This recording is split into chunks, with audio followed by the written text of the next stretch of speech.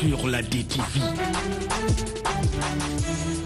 Des commentaires, des analyses, des reportages à suivre bien sûr lors des soirées show de la NBA. La NBA, c'est la magie du basketball mondial sur la magie de la télé. DTV.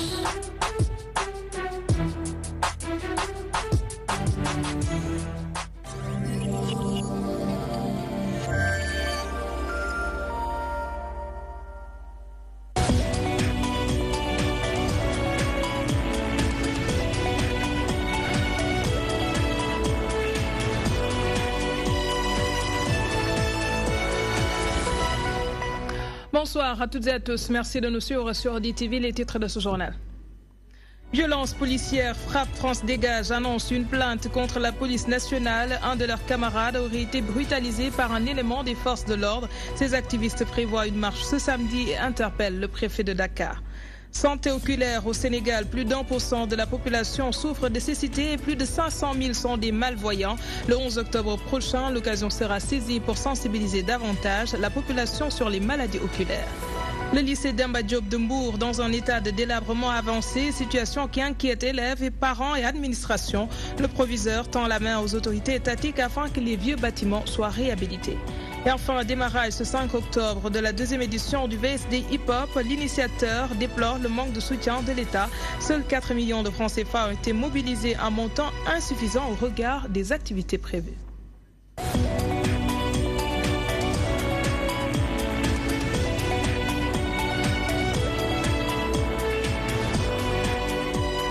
Le Front Frappe France Dégage et le collectif contre les violences policières comptent porter plainte contre la police nationale. Selon les membres de ces organisations, un des leurs a été brutalisé par un agent des forces de l'ordre et il serait atteint gravement à l'œil. Il met en garde le préfet de Dakar de ne pas interdire leur marche de ce samedi. La réaction de Fatima Meng au micro de Bonsourceau. Nos camarades ont été interpellés et bien sûr relâchés quelques heures après. Mais ils ont été tabassés, matraqué.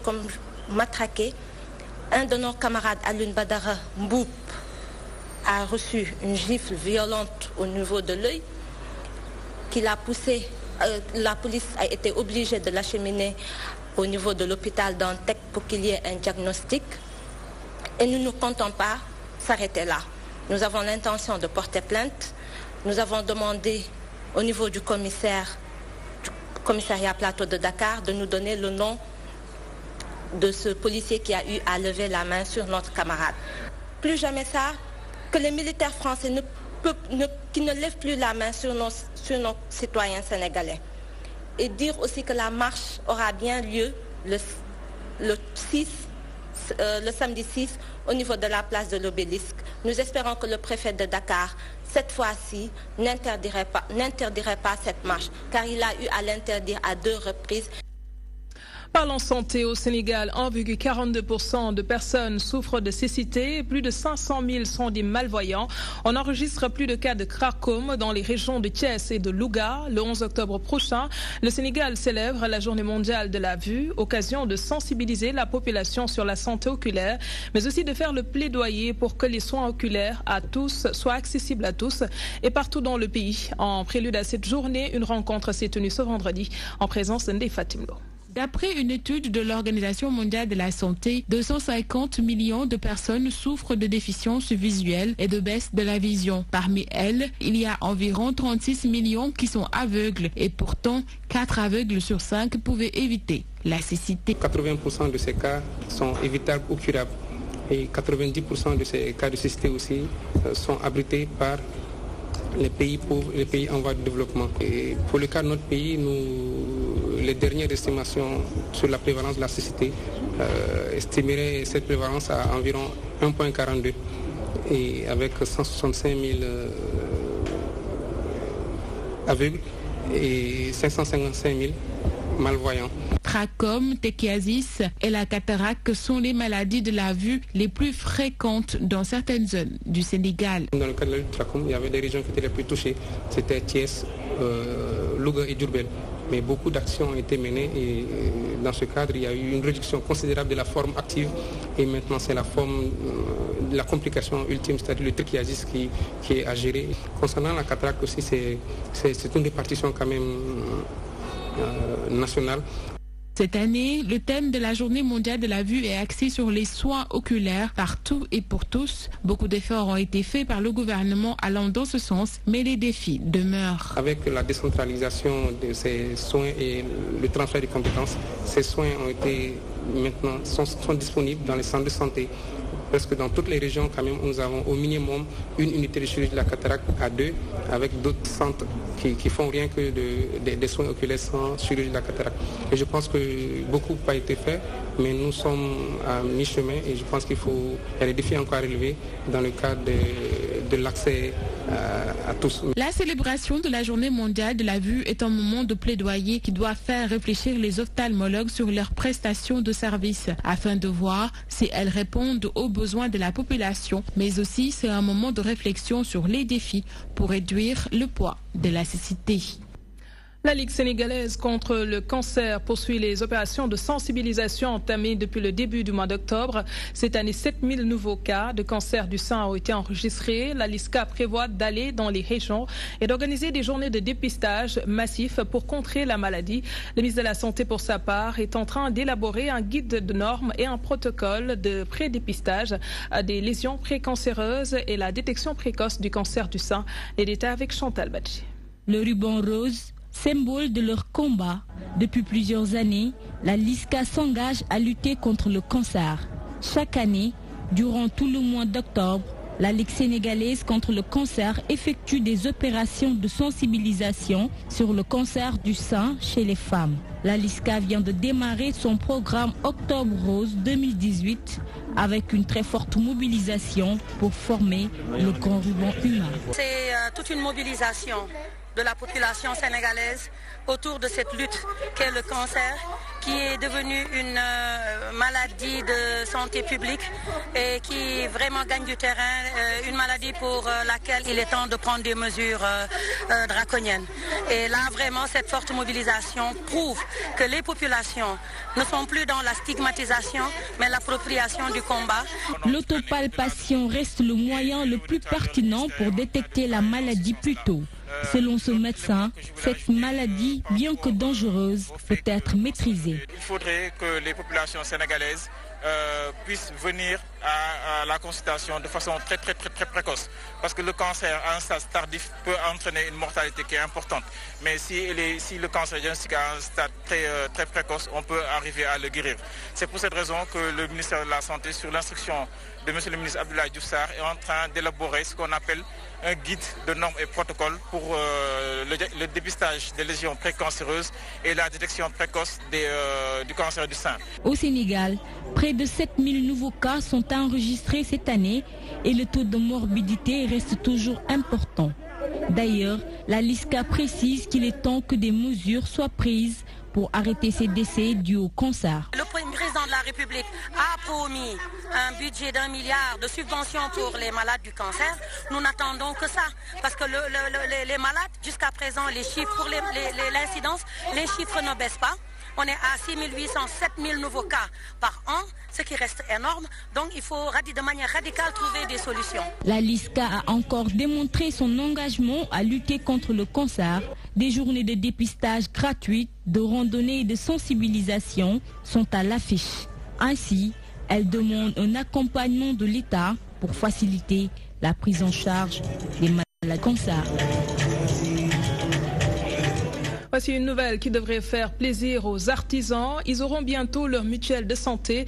Le ministère du Travail, l'Agence de la couverture maladie universelle et le BIT ont commandité une étude sur la mise en œuvre de cette mutuelle, un choix qui se justifie par l'importance de ce secteur et la vulnérabilité des acteurs. Cependant, pour le BIT, il faut penser d'abord à mettre sur pied un cadre juridique apte à porter cette nouveauté dans le secteur de l'artisanat. Mansour Sow nous en dit plus. L'artisanat est sans nul doute le secteur offrant le plus d'opportunités et constitue le plus important en termes de nombre d'entreprises. Cependant, force est de constater la fréquence des accidents et l'absence souvent de prise en charge médicale. les artisans ne bénéficient pas de la couverture maladie universelle, chose que le ministère du Travail et l'Agence de la couverture maladie universelle comptent remédier le plus rapidement possible. C'est un choix qui a été pour nous très judicieux parce que c'est un secteur déjà qui est très organisé et c'est un secteur qui a une importance capitale dans le dispositif économique de notre pays. Les acteurs du secteur de l'artisanat ont toujours exprimé le besoin d'être pris en charge en cas de maladies professionnelles directement liées aux activités artisanales et de façon spécifique aux différents corps de métier, en cas d'accident de travail pour certains métiers à risque élevé et pour des préventions des risques professionnels. Mais dans l'AMI, ces deux entités optent pour la coopération en vue de mettre les artisans dans les meilleures conditions de performance. Il fallait choisir d'abord les organisations professionnelles qui sont organisées et qui avaient des initiatives en cours avec d'autres acteurs et qui avaient la nécessité aussi, un besoin réel d'avoir une protection sociale vu la spécificité de ce secteur, notamment les risques sociaux au niveau de ce secteur. On s'inscrit. Nous adhérons massivement. Nous allons faire notre phase d'information et de sensibilisation sur l'ensemble de tous les territoires, les 14 régions, les communes et les communautés rurales, tout ça là. On va essayer d'informer les maîtres artisans, les artisans et les compagnons. Cependant, cette étude pour la mise en œuvre de cette mutuelle des acteurs de l'économie informelle requiert un cadre juridique et un travail bien coordonné. Un des éléments de réussite de cette future mutuelle nationale des artisans sera la mise en place d'un cadre juridique et réglementaire pour deux raisons. L'une, c'est la garantie de la protection des droits des artisans, des droits à la protection sociale. Et la seconde raison, c'est également pour engager le rôle de l'État comme garant ultime de ces mutuelles. Cette étude d'articulation entre la CMI et le régime simplifié pour les petits contribuables en vue de la mise en œuvre de la mutuelle sociale des artisans est le fruit d'un travail bien coordonné entre le ministère du Travail, l'Agence de la couverture maladie universelle et le Bureau international du travail. Elle devrait aboutir à une mutuelle de santé pour les artisans. Le chapitre économique, l'initiative pour la transparence des industries extractives se dit satisfaite de l'activité des entreprises du secteur dans le pays. Un rapport provisoire a été présenté ce vendredi en attendant celui de novembre prochain. Objectif faire comprendre aux Sénégalais ce qu'est la propriété réelle. Selon le comité national, le pays a fait des preuves dans le domaine. C'est ce qui explique la tenue prochaine de la conférence africaine sur la propriété réelle au Sénégal. Les précisions de Adjara Ndiaye. Le Sénégal va abriter la conférence africaine sur la propriété réelle. Étant le premier pays africain ayant fait des progrès satisfaisants dans le domaine, l'initiative pour la transparence dans les industries extractives indique que la propriété réelle permet d'avoir un meilleur regard sur l'activité des entreprises qui travaillent dans le secteur des mines, pétrole et gaz. Pour peut-être adopter récemment des dispositions réglementaires telles que la loi de lutte contre le blanchiment des capitaux en février-mars et également certaines dispositions du Code général des impôts qui ont été revues pour encadrer notamment l'aspect prix de transfert, l'aspect bénéficiaire réel pour réellement participer à l'essor économique du Sénégal à partir de ces secteurs stratégiques. Seydi Gassama salue l'initiative de l'État qui a assuré les dépenses pour le travail de l'ITE. Le travail que nous menons est extrêmement important. Il y a un personnel de soutien très compétent ici, au niveau du secrétariat, qui nous aide à faire ce travail. Et les ressources que donne l'État sont les principales ressources qui permettent de faire fonctionner l'ITE au Sénégal. Donc nous remercions le président pour le soutien qu'il apporte à la Commission et nous l'exhortons à continuer à accroître les ressources de la Commission pour que le Sénégal continue à être toujours à la tête au niveau du continent africain. Prévu pour le mois de novembre, l'ITE présente un rapport provisoire pour permettre aux Sénégalais d'avoir une bonne compréhension de la propriété réelle. Cette conférence africaine montre en accroire le comité la place qu'occupe le pays dans le secteur extractif. Les acteurs du commerce local continuent de s'opposer à l'implantation de Auchan dans le pays. Selon eux, le géant français est en train de tuer l'économie du Sénégal à petit feu. Regroupés autour du collectif Auchan Dégage, ils appellent à un grand rassemblement le 16 octobre prochain à la place de la Nation pour pousser les autorités étatiques à prendre une solution au plus vite. Le porte-parole Mamadou Mata Ndiaye réagit au micro de Abdoulaye Wanyanga. Ce mastodonte français qui est prêt à écraser toute la chaîne de valeur du commerce au Sénégal, depuis les tabliers de nos mamans, le détaillant, le demi-gros, le grossiste, l'importateur, même les entreprises ne seront pas épargnés car ils seront les derniers concurrents de Auchan. Il ne nous reste plus de travail. Il y a combien de chômage au Sénégal? Tout le monde se dirige vers le commerce. Le petit commerce là qui est l'essence de développement de notre pays, vraiment c'est quelque chose que nous devons préserver. Auchan a continué à implanter ses boutiques sur le terrain. Maintenant, nous demandons à ce que cela s'arrête. Il faut qu'Auchan arrête à s'implanter. Si toutefois il réalise son vœu, il n'y aura plus d'économie au Sénégal. En tout cas, à la date du 16, date prévue pour le rassemblement à la place de l'Obélisque, nous allons montrer ce que nous voulons, nous allons dire ce que nous voulons et montrer ce que nous pouvons. D'autres qui ne sont pas contents, il s'agit des jeunes de Médina Fall. Ils s'érigent en bouclier contre les promoteurs immobiliers et commerçants véreux qui bradent l'espace public au détriment des populations du quartier. Ils indiquent que le site en question servait d'exutoire pour la régie des chemins de fer du Sénégal. Ils soutiennent également que l'endroit peut être rentabilisé d'une autre manière. Pour plus de détails, suivons leur porte-parole, Cher Gay, au micro de Daoud Tchandoum. Faire comprendre aux populations, mais surtout en particulier les autorités, c'est leur expliquer qu'après une demande des populations riveraines de ce site, la mairie avait réagi avec de gros moyens pour déguerpir pratiquement tous les ordures qui se trouvaient ici. Mais le soir, on a vu un groupe d'individus venir ici avec un véhicule et quelques jours après, ils sont venus avec des géomètres pour prendre des mesures. C'est là où on nous a fait comprendre qu'ils sont venus faire des opérations de morcellement. Bon, maintenant, nous, on avait commencé à mener une résistance sur ça. Et ceci a valu l'arrestation d'un valeureux fils du quartier du nord de Mauritanie qui avait porté le combat. Ce qui nous intéresse, c'est que ce site soit restitué aux populations de Médina Fall. Pour la bonne et simple raison, ce site avait servi d'exutoire pour la régie des chemins de fer du Sénégal. Et avec toutes les conséquences qui s'y trouvaient, c'est nous qui pratiquement les supportaient. Et je pense que nous avons un problème d'espace qui peut abriter un lycée. Et nos enfants, nos frères sont actuellement peinés de se rendre dans des lycées qui sont hors du quartier. Et si toutefois qu'une occasion se présente, nous allons nous mettre face à ces gens-là pour leur montrer que ce site appartient aux Médinois. Et nous n'allons jamais accepter de voir des gens venir ici faire des morcellements, vouloir se cacher derrière un titre foncier de l'État. Direction l'université Cheikh Anta Diop de Dakar. Les capacités d'accueil du campus social doublées. 6 nouveaux pavillons contenant 4000 lits pour les étudiants ont été inaugurés par le président de la République. Plus de 400 milliards de francs CFA ont été injectés dans cet ambitieux projet. Les étudiants se réjouissent de l'amélioration de leurs conditions d'études. Toutefois, ils n'ont pas manqué de lister leurs doléances. Les temps forts de cette inauguration avec Abdoulaye Ndiaye. L'instant solennel.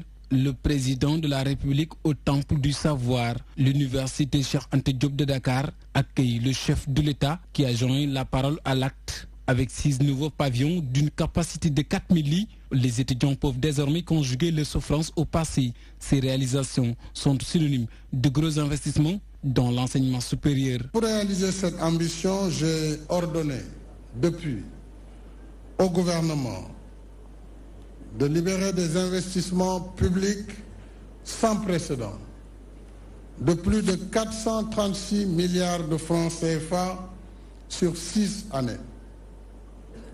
Ce montant constitue plus que le double des ressources investies dans l'enseignement supérieur depuis nos indépendances.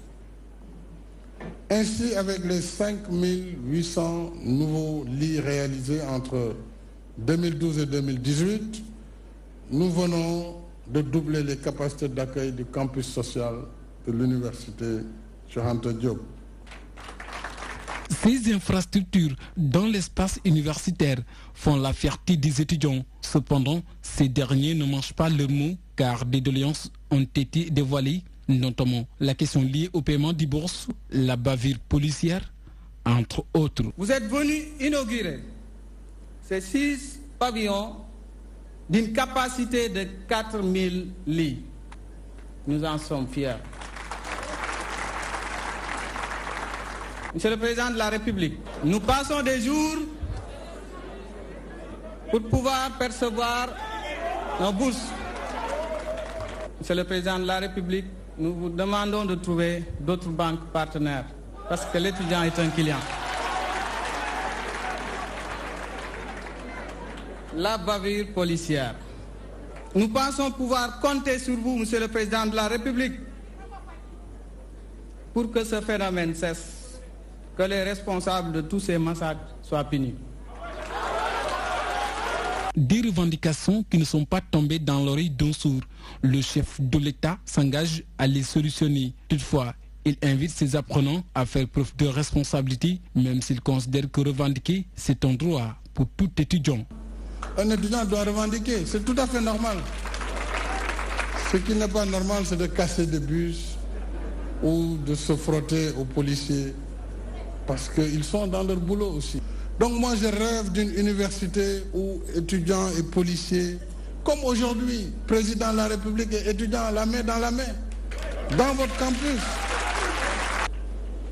S'agissant de la revendication des élèves sur les prestations des banques, je voudrais vous dire que des mesures avaient été prises déjà pour diversifier les acteurs dans les campus. Le Premier ministre vient de me le confirmer, que le ministre des Finances prendra les mesures qu'il faut pour d'autres banques dans les campus afin d'alléger les conditions de retrait des bourses et des prestations dans ce cadre. Il n'y a point de développement sans une éducation de qualité, dira le chef de l'État. C'est pourquoi le président de la République engage la tutelle à poursuivre les concertations nationales pour l'avenir de l'enseignement supérieur. Le président Macky Sall a aussi annoncé un autre projet de plus de 7000 lits dont une partie est déjà en exécution. Il a pareil exprimé ses regrets pour la mort de l'étudiant Fallou Sène. Le chef de l'État confie que le gouvernement est en train de faire tout son possible pour améliorer les conditions de vie et d'études des étudiants. Il déplore les manquements notés dans le fonctionnement du Temple du Savoir, mais exhorte les étudiants à préserver ce bijou qui vient d'être inauguré. Le voici.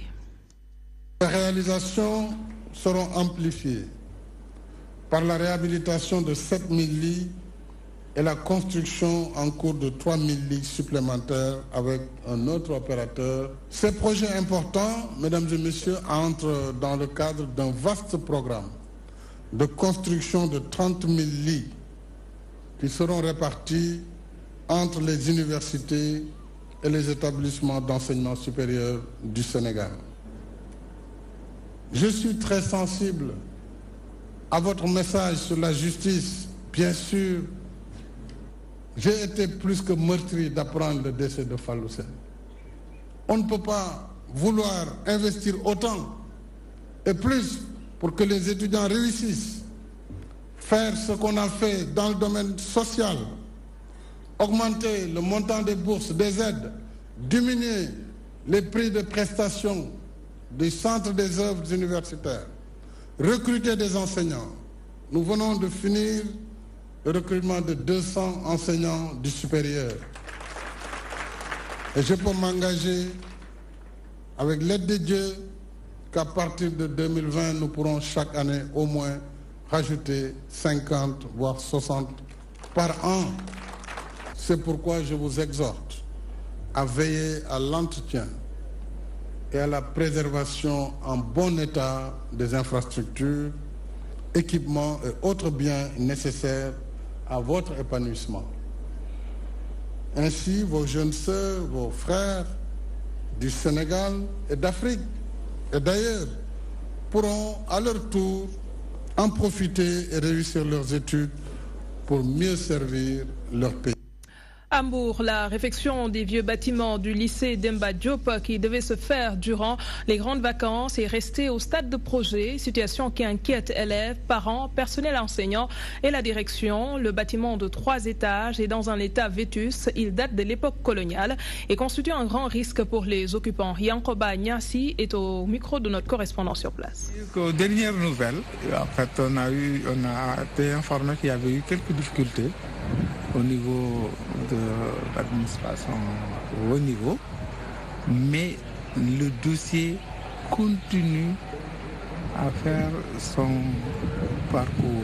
Mais dans les délais que c'était prévu, ça n'a pas pu se faire.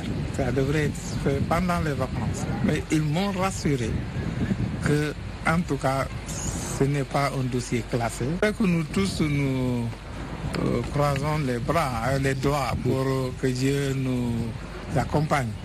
C'est vrai que qui connaît Demba Diop ne peut pas nier le fait que c'est un vieux site, hérité de l'école normale, etc. Je pense que pour cela, le pouvoir central même est conscient de la situation. Et c'est pour cela que nous sommes parmi les lycées recensés pour être rénovés. Nous sommes bien dans le programme. Maintenant, nous tous prions pour que rien ne se passe. Et puis à Kolda, les cours ont démarré dans plusieurs établissements de la région. Élèves et enseignants ont répondu présents à l'appel. L'inspecteur d'académie de Kolda s'est réjoui de l'effectivité du concept Ubitei Diangitei dans la région. Il a fait le tour de quelques établissements pour constater si les cours ont démarré comme prévu. Ont démarré, professeurs, enseignants et élèves. Magal Touba 2018, tout est fin prêt pour un bon déroulement de l'événement. Assurance du ministre de l'Intérieur. Ali Ndiaye informe que les motos Jakarta sont interdites cette année afin de rendre fluide la circulation pour prévenir la maladie de la dengue. 124 postes médicaux avancés vont s'ajouter à la cartographie sanitaire et plus de 3900 agents seront déployés dans la ville sainte pour couvrir les 180 structures sanitaires. Le point avec Djibissa Jody. Le Grand Magal de Touba arrive à grands pas. Le ministre de l'Intérieur, le comité d'organisation et les services concernés, tous autour d'une table pour procéder au dernier réglage. Un vaste plan de circulation sera mis en œuvre cette année et la circulation des motos Jakarta interdite. Avec le plan de circulation proposé par la mairie et la police, les Jakarta seront interdits. L'objectif est clair, rendre fluide la circulation. Cela va aussi permettre de canaliser les pèlerins. Pour prévenir la dengue, dont 23 cas ont été enregistrés dans la région de Fatick, 124 postes médicaux avancés vont s'ajouter à la cartographie sanitaire et plus de 3966 agents seront déployés dans la ville sainte pour couvrir les 180 structures sanitaires. Nous sommes en période d'hivernage. Ces derniers jours, Touba a enregistré de fortes pluies. En matière de cadre de vie, toutes les dispositions ont été prises. Il faut veiller sur la propreté des lieux. Il faut peut-être veiller sur ça d'ici le week-end. Concernant l'assainissement dans la ville sainte, un nouveau système de vérification de l'effectivité de la rotation des camions de vidange sera testé. Les camions d'eau offerts par ONAS et autres seront surveillés. Un système efficace sera testé et mis en exécution cette année. Nous envisageons une géolocalisation pour vérifier leur rotation. La sécurité, la fourniture de l'électricité et de l'eau, des points essentiels qui méritent une prise en charge sérieuse dans ce genre d'événement. À moins de 20 jours avant le Grand Magal de Touba, tout semble fin prêt pour un bon déroulement de l'événement. Et nous terminons par la deuxième édition du VSD Hip-Hop. L'événement démarre à partir de ce 5 octobre. L'initiateur de ce projet, Simon Kouka, se plaint du manque de soutien de la part de l'État malgré la promesse du ministre de la Culture qui s'est engagé à gérer la logistique. 4 millions de francs CFA, c'est le budget actuel mobilisé. Des ateliers, concerts, concours de freestyle, entre autres, sont au menu de ce festival, nous dit Awaba. C'est parti pour la deuxième édition du VSD Hip-Hop qui regroupe les plus grands